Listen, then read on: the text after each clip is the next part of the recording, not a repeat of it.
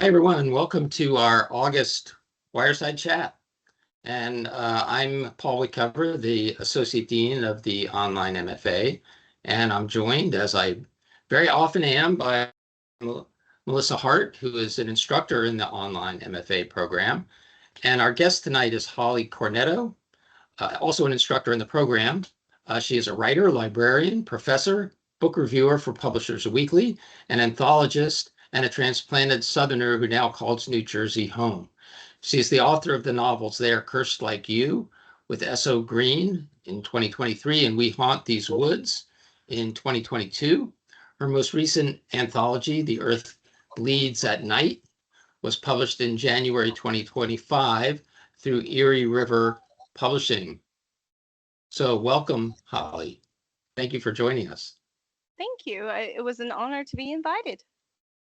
Well, the honor is all ours, I assure you.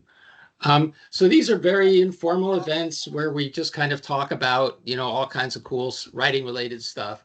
And one of the things that we always like to ask our guests is, tell us a little bit about your writing journey. How did you get to where you are today? Well, that's interesting. An interesting question, and that's a little one, right? That's I right. I have always been a reader, and I always tell people I was a reader first. That's where my love for story came from. When I was young, and in horror specifically. Um, Sorry, I think someone is unmuted. Yeah, I do see. Getting a little Think feedback. someone's unmuted. I'm going to see if I can find who that is.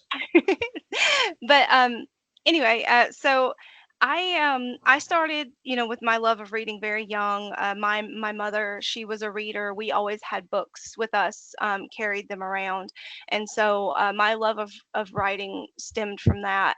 I didn't actually think about writing until much later, and it was kind of a combination of influences that led me to that point.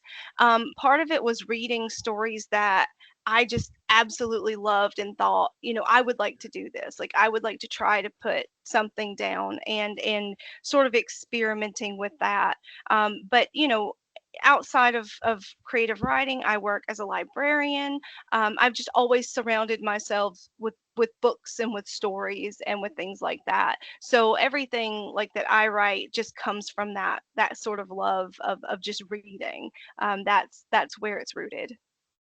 Who are some of the earliest writers that made you feel like you could become a writer? Well, my I've always loved horror. I've always been a horror gal, and that's not. I think maybe the funny part is that's not where I started writing at, but it is where I started reading. So like very young, like R.L. Stein, the Goosebumps, and then I eventually like graduated to the Fear Street books. For those of you who are familiar with him, and then from there, did the Stephen King and the John Saul, and the more adult horror from there. But actually, like Terry Pratchett, specifically, he has a series that's the Tiffany Aching series that is about a girl who's a witch, and it's a really great. I think it might be classified as YA fantasy, but I love the way that Pratchett writes. I love the way that he is sort of clever and he has like the winks at his readers. And it just, I think that's one thing where I realized like more about craft and how to craft a story and write and thinking then about story from like a writer's point of view as opposed to a Mhm. reader's point of view. I could see that. He's kind of a self-referential writer in many ways. Are those books part of the Discworld books? Yeah, they are in the Discworld series. So like I I do like I have since read a lot of those, and like they've got the Night's Watch. There's a lot of like different groups within that, you Yes. know what I mean? So he's got Hmm. the Night's Watch series, he's got like the witches, and I think Yeah. this is probably a subset of the witches, because it does have like your Granny, is it Weatherwax? I forget Yeah. Yes, it now, but is. Yeah, so it has these characters that reoccur that are in this series as well, but it also has like some tiny little guys called the Feagles, and they're Yeah. hilarious. Is that But the little wee men, right? yes, that's the We Yeah. Free Men is one of Yes, right, the book right, titles. Yeah. right. So and thank you for throwing the link in there, Melissa. I appreciate that. Yeah, such a great writer, and I think you're right. You really can learn a lot from him as a writer. You got a Yeah. compliment on your website, Holly. Oh, thank you. Thank you. I appreciate that. It So needs an update, but I really do how appreciate that. how often do you update your website? I haven't updated it in a while because, like I said, the new job has Yep. kept me very busy. But I am due to update it soon because I need to put, I want to add the new anthology that came out this year to Hmm. my list of editing credits, and some other updates I want to make as well. So there are some things that need to be updated, but generally before it really depended, but I would try to do updates every like 3 to 6 months, depending on what I had going on, or what I needed to change. And that, I mean, one of the classes that I teach in this program is the course in which we do copy and content. So we build out websites. So I appreciate you saying that because now I feel a little more confident in practicing what I preach. That's right. Yeah, you can confidently send your students to your website. Good. Um, so let's focus in on horror a little bit, if you don't mind. And I guess what I'd like to talk about is your approach to writing horror, and the various like the maybe the kind of fears that you think should be or often are confronted in horror. And I mean that generally, and also maybe personally, if that's something you would talk about in regard to your own work. Yeah. So generally when I think about horror, I think about it in terms of the immediate and the visceral, but I also think about it in terms of kind of those insidious things that get under your skin and like linger. So when I write horror and when I think about a story, I'm trying to blend those elements because I want things that are going to horrify the reader. I want some measure of shock value, some measure of, just a be able to get a response from the reader. But I also want to address kind of those deeper seated fears or those things that are, within us. And I found blending those things to be a pretty effective strategy because, you know, you have things that grab the reader's attention and hold them in the narrative. Like they're reading to find out what happens next. They're reading to see, oh my gosh. But the deeper, more like, I guess, lingering elements of the story are the things that after they close the book and they walk away from it that they're going to be thinking about next week or the next week. So when I think about, like, for me in particular, I write a lot about young people. I really like coming of age. I think that there is a really interesting liminal space from the time that you kind of transition from childhood to adulthood, right? Where you're at that age where maybe you still believe in magic, or maybe you still have fears that are maybe childish in some ways. But you also have that lack of believability. Like a lot of times adults won't believe children, and we sometimes as adults minimize children's fears or minimize children's emotions, like, oh, you're young, you'll get over it, or whatever the case is. And I've seen that happen in life, and I see it happen in media, in movies, and in story, where, young people are, kind of brushed off their fears, or whatever. Like if a kid says there's a monster under the bed, we're like, oh, ha ha ha, how cute, or no, it's fine, you're imagining things, or whatever the response is. And for me, I think I like writing about young people because there's still that gap between belief and possibility, and then like the jaded reality of adulthood. So my first novel, or novella, We Haunt These Woods, was one that has a dual timeline. So it dealt with characters in their past as children, and then them as adults kind of dealing with things that happened when they grew up. And it's interesting because the novel that I'm working on revising right now, that I'm about to put out on submission, it has a similar structure. And I've I've come to the realization that I like writing about childhood trauma and how it shapes us as adults, how these things that happen to us as children can haunt us, whether or not we remember exactly why or how. So for me, I think, and I joke about the novel that I'm currently revising, and I call it my childhood trauma novel, because for me, sometimes writing these things are um, cathartic. It helps me to deal with things in my past that happened that I had trouble coming to terms with and had to deal with, growing up, and things like that. But writing about them and putting them out there and dramatizing them a little and exaggerating a little, because obviously there weren't monsters, no matter how bad it got. Sorry, spoiler alert, there weren't real monsters. um, but um, but I think writing about it helps you kind of deal with that. It helps me at least deal with some things in my past that didn't sit right with me as an adult. So I think, for me, that's a lot of where it comes from. But I think looking at it from like maybe an outside perspective is that, that's what horror does. Any of these emotions or these dark side of what it means to be human, horror really lets you explore those things. And sometimes, there's maybe very visceral, in your face things that are unpleasant that happen to people, and how do we deal with that? And sometimes there are these like lingering horrific things that have an impact on our psyche. So I guess that's a very long-winded answer to your question, but that's kind of my approach to horror specifically. And if there is some element of that that I didn't answer, let me know. Okay.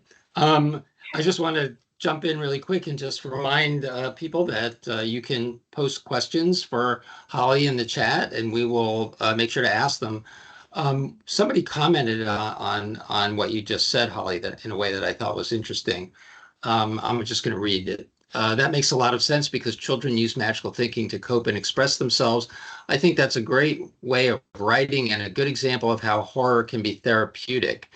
So do you think that there is like a is the idea of horror being therapeutic, is that a central idea of horror? Is that an aspect of horror that's required in order for there to be good horror, like some kind of confrontation with a fear that winds up being therapeutic?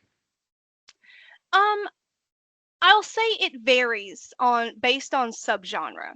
So horror is one of these like huge genres that is just there's so much variation. And a lot of people, when you say horror, they may think of like the Saw movies, or they may think of this, or they may think of that. And so I think for horror there are some subgenres of horror that really do dig into those things. And I think some of them are ones that, like gothic horror, I think things like folk horror, cosmic horror, some of these more quiet horror genres look at those elements, and they look at the psychological elements more, and it may have that more therapeutic, because they may deal with what does it mean to be human, or what does it mean to be a monster, or even questions like who or what are the real monsters, what is the danger, what should we be afraid of, what's the source of the fear. But then you have some things that are just, escape is pulpy, the everything is what it seems on the surface. The monster is the monster, and he's there to chase you and dismember you and maybe murder you. So and there's not a right or a wrong way necessarily to do it. It really just depends on what the expectations are of like the subgenre that you want to write in, because you have to think about what your audience is looking for. So if I set out to do like a splatter punk novel, it's going to be in your face, visceral, blood everywhere, and it's going to be a little more straightforward. And that's not to say they can't have deeper meaning, they can, but it might be less expected than if you were doing literary horror, if you were doing gothic horror, or something like folk horror, cosmic, any of those more quiet genres. Mhm. So not necessary, but depending on subgenre, it might be expected by your readers. I'm going to pull a question out of the chat. Do you ever get so into your story when writing that it scares you or creeps you out? Yes. Yes. I've had a couple of stories that I wrote that disturbed me, to a point where I had to stop writing and go do some eye bleach. There is a subreddit called eye bleach, just like r/eye bleach, and it has like cute kitten pictures and things like that. And so sometimes, because I've written stories that have, because I've written a lot of short stories as well. So despite like the novella, the novel, and the novel that I'm working on, the anthologies that I've edited, I don't know, somewhere around maybe 30 short stories that have been published in various anthologies and magazines and things. And sometimes the subject matter can be very bleak. And, sometimes you deal with these rough things like bullying, you may deal with child abuse, you may deal with animal abuse. And so I have, written some scenes where I've had to kind of walk away and just breathe and not look at it, and kind of give myself a pep talk through it, and to get it on the paper. But telling myself that, it's for the it's for the sake of the story, right? Like it enhances, because if I'm feeling something and I feel it that strongly, then I believe that the reader will feel it too. So Mhm. sometimes you have to push past your comfort levels when you're writing this uncomfortable subject matter, because again, if I feel it, you read it, you're probably going to feel it too. It's almost like you can sort of steer by that feeling as you're writing. Yeah, and sometimes, it is intense, and sometimes, but those are, it's kind of one of those things where you have to know your limits, and you have to know like when to walk away, when to take Mhm. breaks and things like that, because especially if you're someone who has triggers that think particular things, upset you, or if you have like some psychological, like just things that are just very triggering to you, you obviously need to practice self-care no matter what genre you write in. But I feel like horror is one of those big ones where, you need to make sure that you are okay and do self Mhm. check-ins, and to ask yourself, is this okay? Right, right. I mean, I can't Holly, help but did think you? of, I'm sorry, Melissa, go ahead. Oh no, Holly, did you already talk about? Did you already give your thoughts on content and trigger warnings? Nicole wanted to know. Oh, no, I haven't. Sorry, And Holly. Haley, and I'm sorry, I also want to say, I see Haley, you asked in the chat if any of my books are on Kindle Unlimited. I know that my book, They Are Cursed Like You, I think it looks like this. I think that is on Kindle Unlimited. I'm not sure about We Haunt These Woods. I know it was for a time, so it may still be. So yeah, definitely look on Kindle, because I do believe that. And haha, Paula, is there someone behind me? Thank you. Now, in terms of trigger warnings, so it's like this is a very hot button topic with horror authors, and it causes a lot of drama in the horror community of, oh, should you do trigger warnings, and they're reading horror, so shouldn't they like just assume they're going to be triggered. I feel that trigger warnings are can be important. I think that there are certain people who would not read books that they knew were going to trigger them. So if something like sexual assault is triggering, if something like animal death is triggering, those people should still have the right and the ability to enjoy horror. But I also understand the argument about, well, you don't want to do spoilers. If you give trigger warnings, it might spoil the book. So one thing that I've worked on with Erie River is my thoughts about it are putting a something in the front of the book to say trigger warnings listed on page whatever, and putting them in the back so that if someone wants to know what the trigger warnings are, they can flip to the back of the book, they can look at the trigger warnings. If you don't want to look at the trigger warnings, then you don't have to like flip through that page and accidentally get spoiled, right?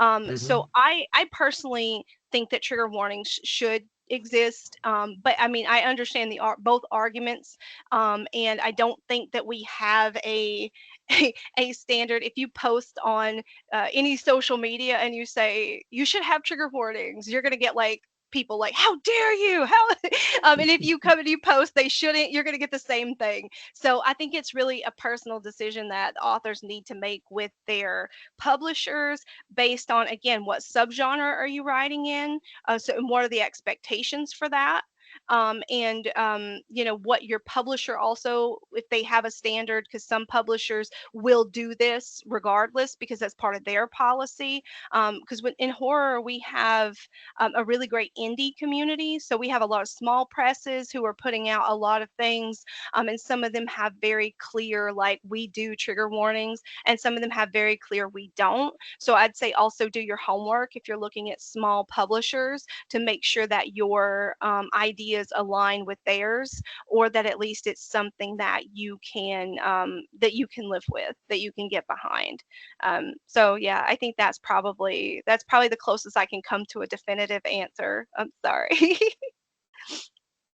I really love that idea of putting the trigger warnings in the back, because that leaves the choice to the reader. Exactly. And yeah, and both camps are happy. It's a good compromise. Oh no, both Um, camps are never happy. well, they're equally pissed off. Yes, that's pretty much it. It's just like you just decide to make everybody a little bit mad. Mhm. All right, here's a question I'm going to pull from the chat. When you write subgenres, is it best to choose a topic you're not as passionate about so that your feelings are not portrayed to the reader, or would you say it's the opposite?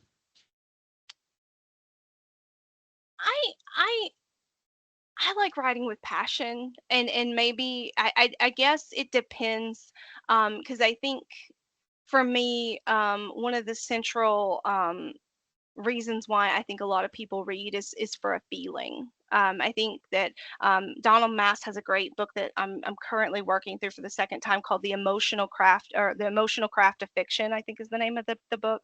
It may not be the exact title, but it's very close. And in this, he goes into a lot of detail about how we feel often through the characters, either their actions, their choices, things that are said or not said. But a lot of people, when they read because they want to be moved emotionally, or they want to feel certain types of emotions. Like, for example, with horror, we might want to feel unsettled. We might want to feel a little off kilter. If we're reading romance, we might want to feel like, happy and lighthearted with a happily ever after.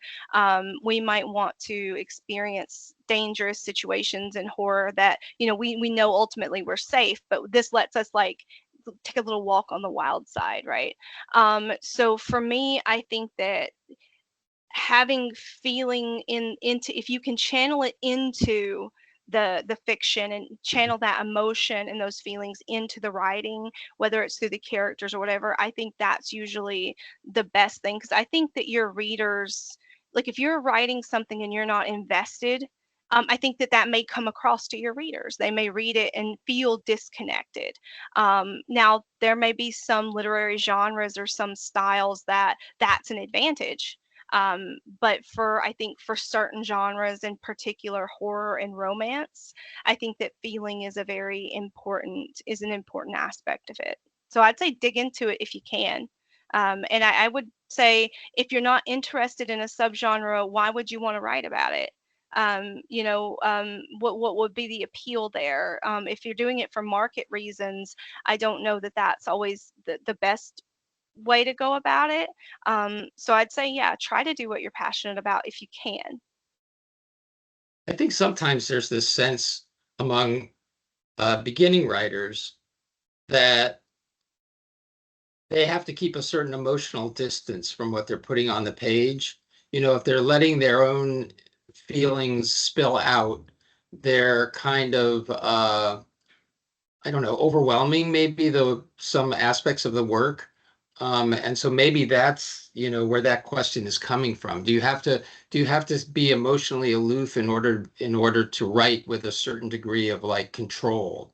Or are you able to uh, you know, be passionate and tap into your feelings and still do that with, the artistic control that you obviously hope to exercise in your work? I mean, how have you approached that in your own work?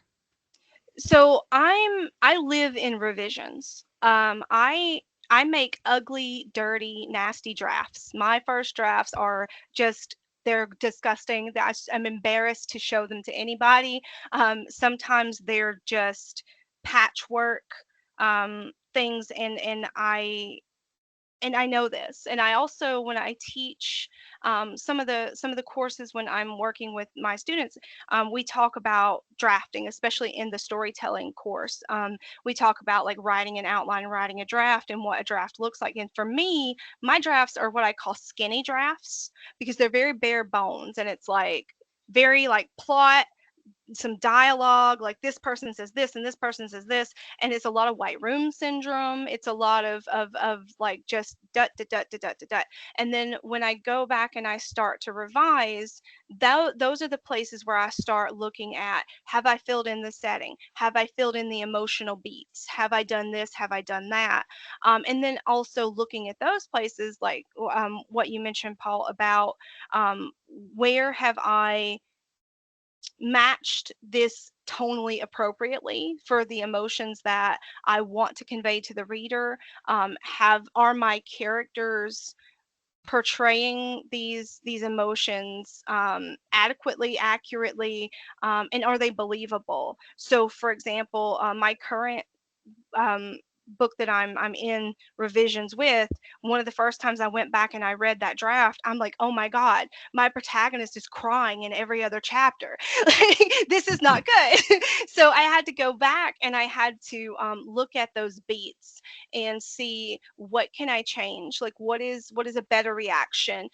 How, because when I'm drafting, I'm just thinking, oh, sad moment, right? But I think that those are places where, once you go through, so my revision process is, you do the draft, you put it away, you come back a little while later, you look at it. And so my next revision is filling in any plot holes, any place where I've just made notes, like write this scene later, things like Mhm. that. That's the first set of revisions. Then I go in, I do another read through, and I start filling in, like I said, setting, and making sure I'm hitting those emotional beats. And I think in that round of revision is where I would look at my emotional distance as the author. So am I presenting this in, you know, if you're writing in a more literary style, or if you're using like particular like flourishes with your prose, looking at those and saying, am I doing this well? Am I doing it too much? But at that point, that's when I go back and I map out intent in terms of like what my prose looks like structurally, and what I'm trying to do as an author in terms of presentation, like whether that's a more literary style, whether it's a fast-paced thriller style. But it's in those revisions where I take care of that. So I'd say in your first draft, just put it all out there. And you're either going to end up, some people are the exact opposite of me. When they draft, it's fat, it's huge, it's giant, and they have to cut, cut, cut, cut, cut, cut, cut. And there's no right or wrong way to do it. It's just different. Some people want to get the details down, and some people want to write everything and then start looking at what are the important elements. And nobody has a process figured out that's perfect. But in either of those processes, I think that that comes in maybe your second or third round of revisions, is making sure that the intent is what you mean it to be. Here's a question. Do you use a specific writing app to help write the first draft and revisions? And if you do you recommend it? Or could you recommend it? I have not for a long time. Usually my drafts are in like Microsoft Word. And that's partially because I want to be able to work arguably without distractions.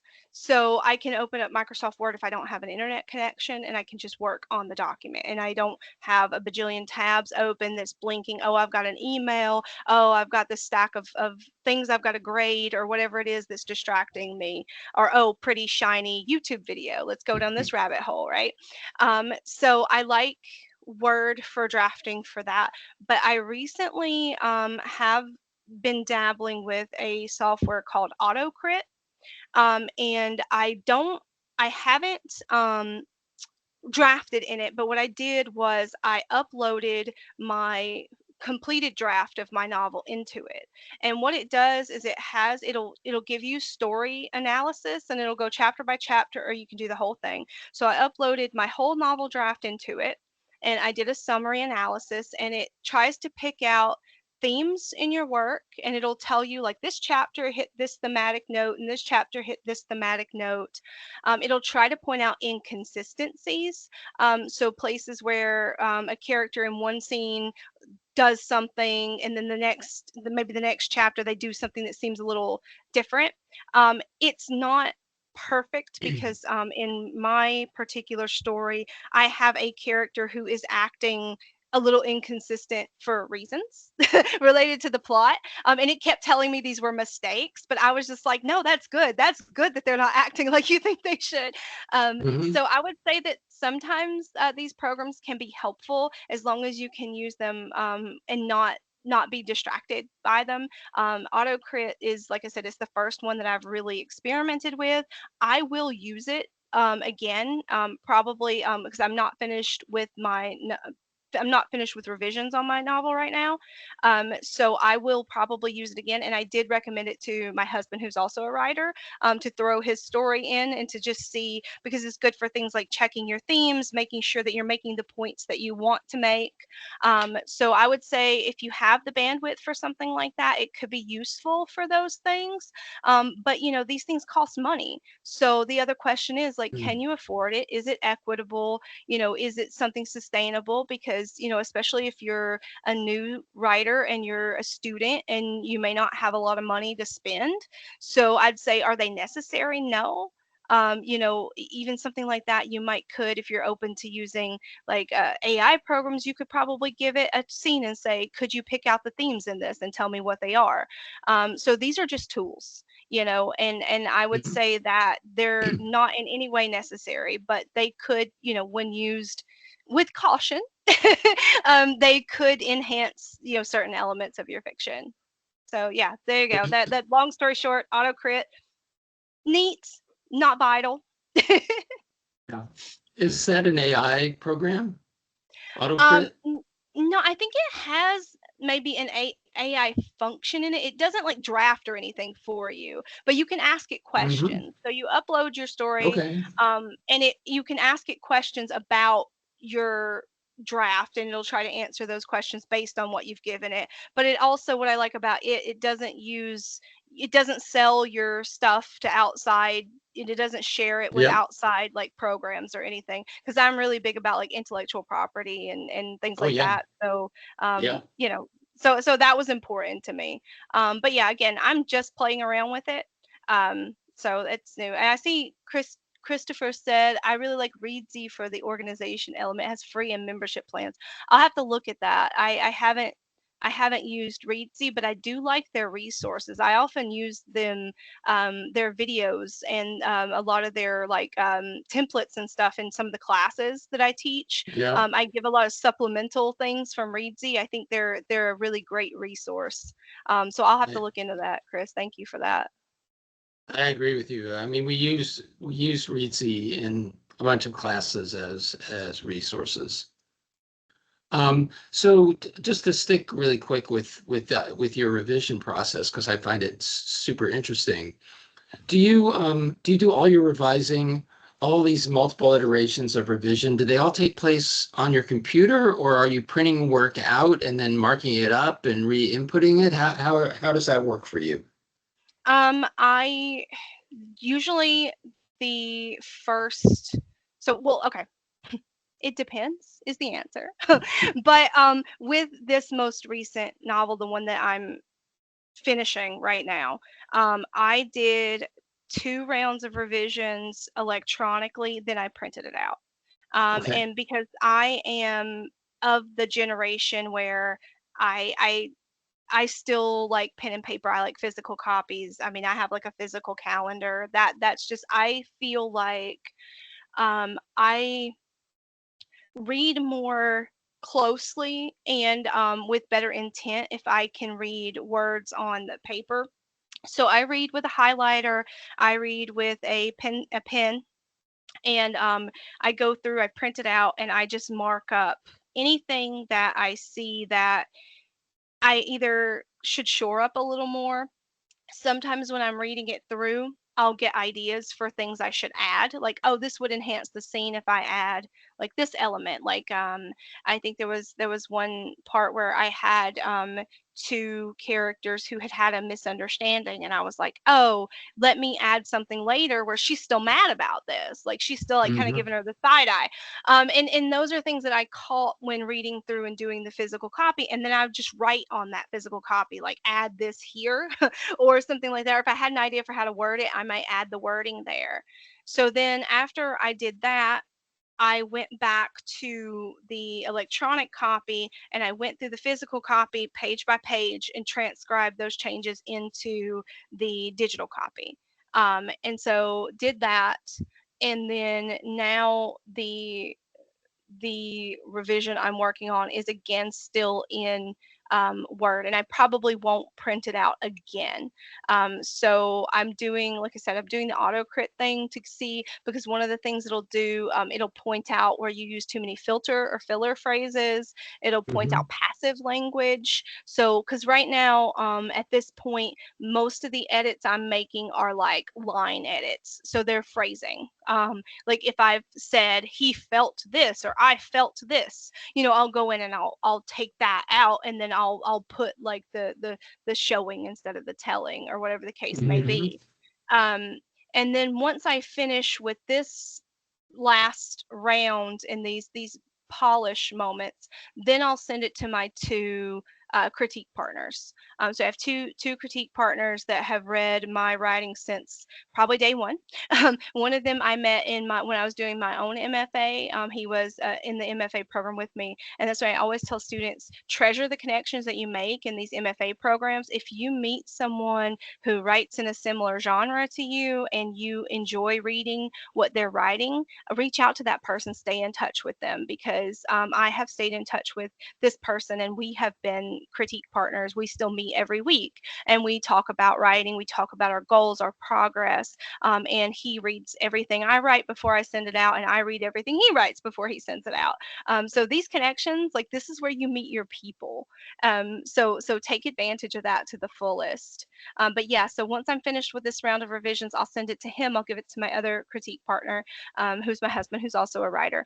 And then I'll make their changes. And then once if I'm happy with it after that, that's when I'm probably going to start. For this one, I think I'm actually going to start subbing out and looking for an agent for. I Okay. haven't done that before. I've done small press publishing, but I think for this one, I'm going to query some agents and see how it goes. That's awesome. I'm glad that you mentioned that your husband is one of your critique partners. I was going to ask you about that because it can be difficult, right, to have 2 writers in the house. I don't know how many of you are in a situation like that or have been in a situation like that. My wife is a playwright, and she is always we're writing in different genres. I'm writing novels, she's writing plays, but still there's that kind of overlap there. Um, What are your tips for survival in a household of two writers? I actually love it because we tease and I say he's my other brain or my auxiliary brain, because it's one of those things where like so he writes fantasy mostly, and I write horror mostly, but um, we will brainstorm with each other. Like if we're out walking the dogs and it's like, oh, I've got this problem. Like my character needs to do this, and I don't know how to make this happen. And we'll just kind of like bounce things off one another, and and sometimes we're way off the mark. It's like, well, what if your character did this? It's like, no, that's ridiculous, they'd never do that. But sometimes it's like, what if your character did this? And it's like, what if my character did that? And so it can be a really good thing. And also it in terms of working, it's really helpful because I don't have to feel guilty locking myself away for a few hours every night to write because he's also writing. So more often than not, we have trouble writing at home because we've got little dogs that are very demanding. They're drama queens, both of them. They think that all our time is their time and they run the house. And we also have daughters, but the dogs really run the show. So a lot of times we have to go out and like leave the house in order to be able to get things done. And we'll do that together, and it doesn't feel like you're taking away because even though you're not necessarily working together, you're still together, but you have someone who understands that priority, who understands how important the story is to you and writing is to you. It's not trivialized. You've got a supporter, you've got someone who has your back. So for me, I value that a lot. I also value being able to bounce ideas off. He has written at least one story that was published in a magazine that was based off a dream I had, that I was like, I had this really crazy dream and I think you could make a story with it. But it's the same thing because he's given me an idea for a story that I actually published as well in an anthology that was based on a dream that he had. So I mean, it's just little things like that that really it's a good partnership. So I do enjoy it, but I can see how like some people might not, and how sometimes there might be like ego or there might be other things involved. But and Nicole, mine are part Chihuahuas, so that's probably why. um, but yeah, so it's for me that it's a good thing because we make it into a partnership where we really do understand each other's priorities and try to help each other to the fullest. I understand not everybody's may work in that way, but for us it works out really well. That sounds great. I'm happy for you. It's just, I mean, I think having a partnership like that is huge. Let me pull another question out of the chat here. Is a critique partner different than a beta reader? And at what stage do you consult outside perspectives, and do you revise after consulting those perspectives? So I think that the language is a little gives you a little, but for me, yes, a beta reader is different from a critique partner.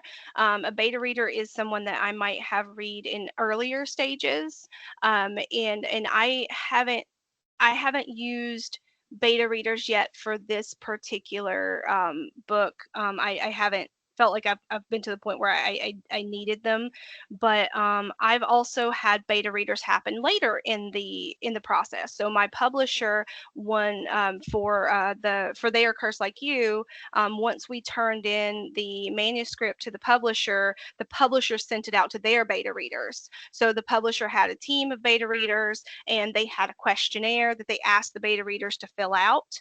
And so that went to the beta readers. They came back with their feedback, and then we were presented with that. And this particular publisher, there was some leeway with like what corrections we made and what we didn't, but it was just feedback for us to decide what to do with.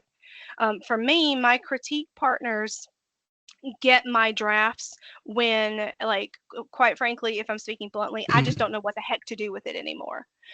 Once I get to the point where I've revised it and I look at it and I'm like, okay, I don't know how to make this better. Like, I don't, it, like, and I'm making changes and I'm like, I don't know if these changes are actually improving the story or if I'm just moving things around and rearranging it. So when I need like a more impartial, like, perspective, that's the point, because a lot of times I've lived with the story in my head for so long that I know things about the story in the world that I feel maybe color and shape what I'm writing, what I'm presenting to the reader. And I need to know if it makes sense to someone who doesn't live in my brain. So at that point, that's when I will send it out to the beta readers, or I mean, sorry, my critique partners, and get polish on it. But for me, that comes late in the process because I want to make all of the changes that I can make confidently before I get outside feedback, because I don't want them to waste their time telling me things I already know are problems, right? Hmm. So if I know I overuse certain words or phrases, like looked, everybody looks all the time. Like she looked here, I looked there, I looked at her, she looked at me. We're always looking in my drafts. So I always go through and I do searches for these things and try to eliminate these things that I know. And part of that's knowing yourself as a writer and knowing what your strengths and weaknesses are so that you can edit for that. But once I get all those things that I know are my weak areas, and again, I just don't know, like I've got blind spots, that's when it goes to my critique partners. That's interesting. I've never actually heard the distinction between a beta reader and a critique partner uh, put so well. I mean, it makes perfect sense when you look at it that way. I think my critique partner in that regard is my agent. He's the person that I send things to when I feel like, all right, I've done everything I can. I know it's not perfect, but and then he is able to usually uh, help me out. I So think let me I shift think for gears. Oh, I'm me, sorry. Go ahead, I just please. I just want to add one quick thing. I think Yep. for me, a beta reader, it's not as important that they know how to write, that they're writers. You can just get readers to beta read and tell you problems they see with the story. Anybody who reads books, who reads, can be a beta reader. But for me, for critique partners, I specifically want someone who knows something about the craft of writing. So Yep. because at that level, I want someone who can help with those things that only a writer might pick up on. So there's one Yep. distinction. Sorry. Sorry. Go And ahead, I Paul. guess it would no, I guess it would also be helpful to like have a critique partner and maybe even beta readers as well who are, conversant in the genre that you're writing in. Absolutely. So what I was going to do was kind of jump to a different topic because I know we're running a little short of time, and I wanted to talk about book reviewing because I know that's something that you've done. That's something that I've done, and I think it's sort of a good side gig that a writer can get that kind of gets their name out there, and makes them conversant with not just what's being published right now, but gives them a means to kind of formulate their relationship to what's being published right now with the reader in mind, because that's what book reviews are for. Absolutely. So can you talk a little bit about like your experience with book reviewing, what you've gotten out of it, how writers might break into it if it's something they're interested in? Absolutely. So I've done a lot of different reviewing for different platforms, some of it paid, some of it not paid. So it really just depends on what you're looking to do with the reviews. Because some places, like, for example, Publishers Weekly, they pay per review, but you don't have your name credited to that review. So you could say, like, I review for Publishers Weekly, but it's very important for them to have anonymity or an anonymity. I don't know. I'll think of the word later. But it's important for the reviewers to be able to be anonymous so that they can be honest without fear of any kind of backlash, without fear of because there are horror stories. Like I heard a story a while back about like an author who like stalked a reviewer who gave them a bad review. So there are like some and not to deter you, that's kind of an anomaly for those things happening. But anyway, for that particular publication, the advantage is you get paid, right? And they give you free books and you get paid. But the disadvantage is you don't get credit for it. So it really depends on what you're doing it for. If you're doing it to get free books, to read more in your genre, and to maybe make a little side income, I recommend Publishers Weekly, Booklist, and Kirkus are all places that pay for reviews. And it varies how much they pay. I think from anywhere from $20 to maybe 40, depending on which publication you're reviewing for. If you're more interested, You're not going to get rich as a book reviewer.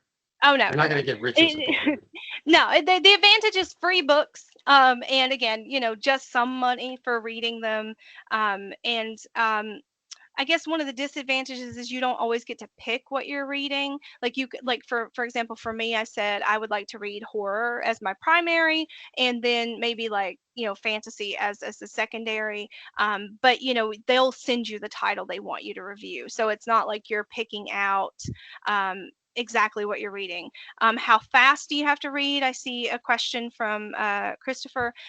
It varies, but usually I was expected one book a month at minimum, but you could do more if you read faster. And again, that's for places that pay you, that are publishing them in print or something like that, or and so they have more of a turnaround time because of publication dates.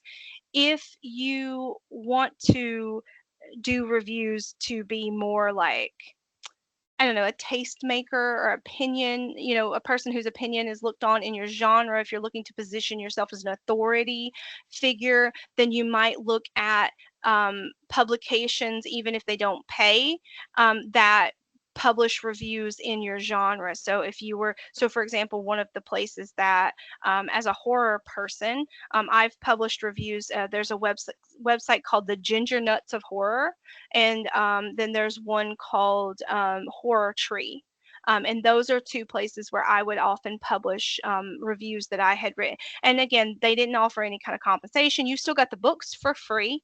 And in those particular instances, you could pick what you were reviewing. So I could, if I saw a book that had come out that I was really interested in reviewing, I could request it. Or sometimes they'd send a list from the publishers and say, we have all these books. Are there any of them that any of you want to review? And then you could say, yeah, could you send me this one? Could you send me this one? And then they send you that. And with those types of, smaller organizations like that don't pay, they're a little more lenient with time frames. So for like Horror Tree, for example, there was never like a deadline. It was just we'll get it in when you get it in, and then we'll schedule it when it's done. They tried to prioritize if there were like things that were coming out on release, then they would say, is it possible to have this done by the release date, or like maybe the week that it's releasing, to help the author promote the book, and to do some promotional work with them or for them. And in those cases, they would let you know. But for me, it was never a deal breaker. If I was like, no, I can't make that deadline. So yeah, it really depends on where you're looking to place the review, whether you're getting paid or whether you're doing it more, as sort of an exercise in learning, and in an exercise of positioning yourself as an authority figure in your genre. Right. I mean, that's kind of a question I'm going to pull out of the chat here. Would book reviews be considered publishing credits for your resume, queries, website, or MFA applications? I'm not sure. I do mention that I'm a reviewer, and usually in my bio. So when I am sharing it, but because I've published with like Publishers Weekly and stuff, I haven't like linked out those reviews, but will say that I am a regular reviewer for such and such site and such site. On my actual website, I do link out links to book reviews that are published with my name on them. So I think that in terms of putting it on applications, I think that it never hurts to mention it. I think that it, in cover letters or in application materials, that especially if you're publishing places like, that pay for reviews, I think that might be a little more prestigious, you know, uh, than than places that don't. But I don't think that's to say to discount it, because reviewing books is a really it's a valuable enterprise if you can do it, if you have the bandwidth to do it, because it teaches you a lot about what works and what doesn't work in story, and particularly for you, because my opinion on a book, we may read the same book and I may love it and you may hate it, and there may be different reasons. Not everybody's gonna, I mean, if you, any book that you look at, if you go to Goodreads, it's gonna have, it doesn't matter how wonderful or how great the book is, it's gonna have like a 1-star review from someone. Like someone's just going to be like, no, I hated this. So I think that that's, valuable, and it's good to get to learn about what you think about story and how story works. I think it gets you thinking about books and about about story and about story structure and storytelling elements in a completely different way than what you might normally. Yeah. I Let's mean, see. when I you see have you. to, Oh, go ahead. I'm sorry. I was just going to say, when when you're writing a book review, you have to kind of take the book apart that you're reviewing and in your head and present it to your readers in a comprehensible way, right? You have to give them enough of the plot that they can understand. If it's a book that they're going to like, you have to be able to talk about the characters. I mean, you're bringing skills that you utilize in your own writing to bear in reviewing the work of somebody else, I think, when you're book reviewing. Yeah, absolutely. And you have to, I think that there was one person who I'd spoken to who had this conundrum about the star rating system. Like, what does it mean? Like, why do we use a star rating system? Because of those things. Like, if I like something, you may not like it, or whatever the case may be. And I think this person that I had this discussion with had come to the conclusion that they weren't going to star any reviews at all.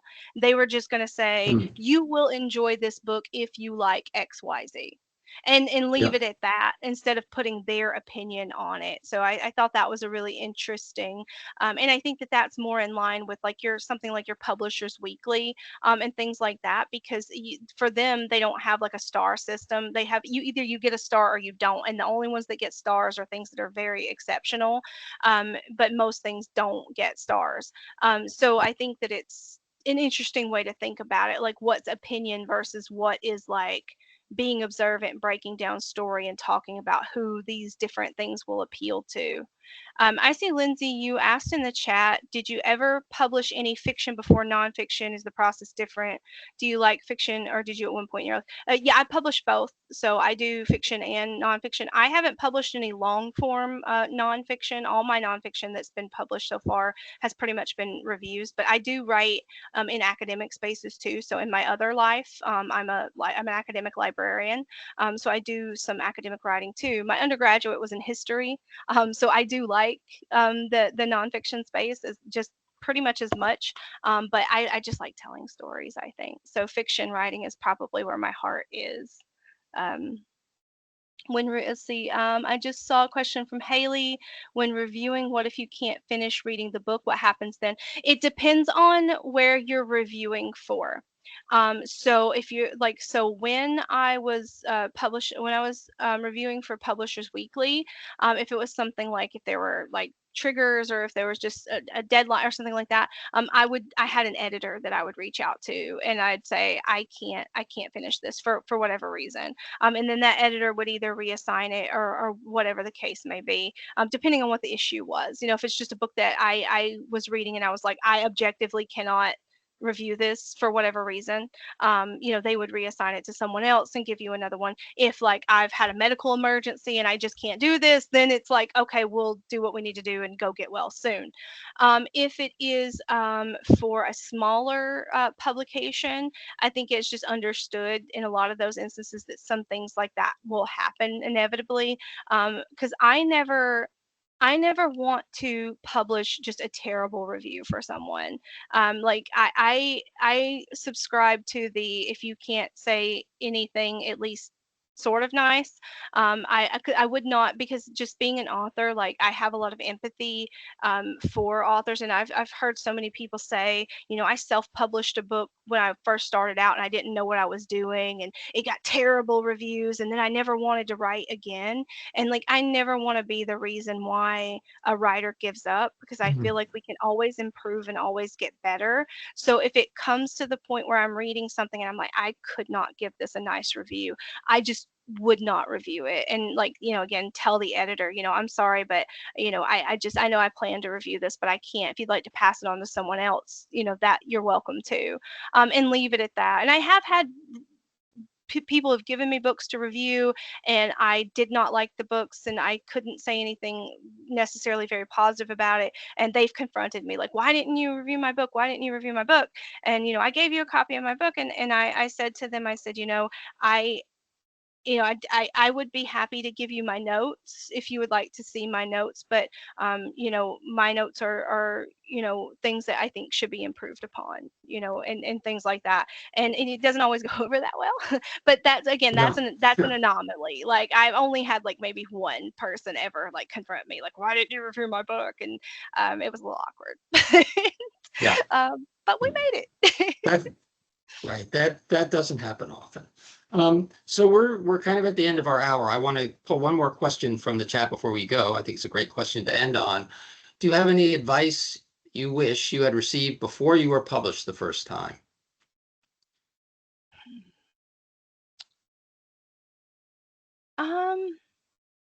I think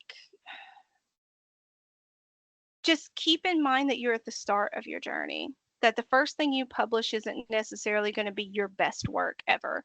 And don't, I think a lot of people, a lot of writers, especially new writers, suffer from imposter syndrome, and don't compare like your work to Stephen King's work or something like that when you're first starting out. Like nobody expects you to be at that level. And some people are, and that's great if you're already writing, at a really high level. But don't expect the first thing that you write and the first thing even that you publish to be like your greatest work.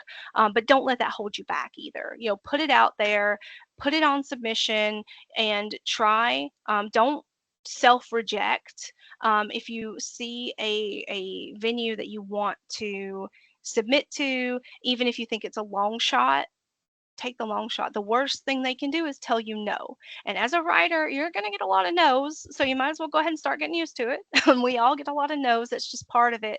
And just, see how you can take criticism with a thick skin, knowing that, from a growth mindset, that if somebody does read it and they give you feedback and they say, this is not good and blah, blah, blah, blah, try not to take it personally. Try to, because not everyone's good at giving feedback. But you, regardless of whether other people are good at giving feedback, you can get good at taking feedback. So you can even look at these like things that seem very harsh. After you take a few minutes to process your emotions, then look at it and analyze it for, is there any truth in this? Like aside from the emotions, aside from the feelings I feel, aside from the words that I think are harsh, are there any true like nuggets of wisdom in this feedback? And if there's not, there's not, and that's fine. Some people are just cruel and mean, and you just disregard it. But sometimes people just don't necessarily know how to deliver criticism with tact, and they may still have a valid critique for you. So those are my things. Just don't sell yourself short. Don't assume that it's always going to be great at first. Learn to take criticism. Learn to be able to read between the lines when you get feedback. Thank you. Thank you for sharing that wisdom. I mean, they're all super important things to remember. So that brings us to the end of our August Wireside Chat. I want to thank Holley so much for joining us tonight. And Melissa, thank you as well. And thanks everyone in the audience. And we will be back in September, the second Monday of the month, with our guests to be announced. Hope everyone has a great rest of the month of August. And we'll see you in September. Bye, everyone.